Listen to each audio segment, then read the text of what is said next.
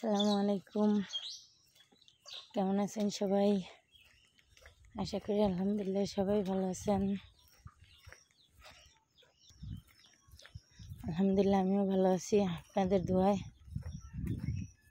তো কোলার মধ্যে বই একলা একলা হাঁটতেছি আর এই যে আপনাদের সাথে কথা বলতেছি।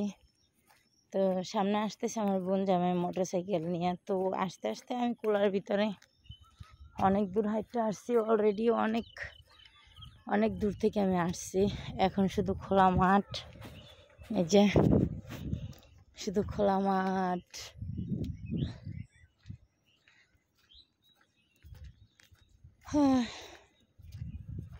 তো সবাই কেমন আছেন? আশা করি সবাই ভালো আছেন। যাক, আমি কোনো ভিডিও ছাড়তে পারি না, এই জন্য প্লিজ আপনারা কেউ কিছু মনে করবেন না।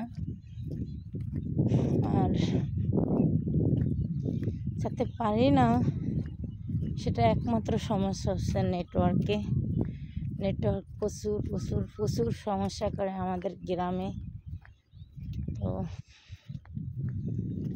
এই জন্যই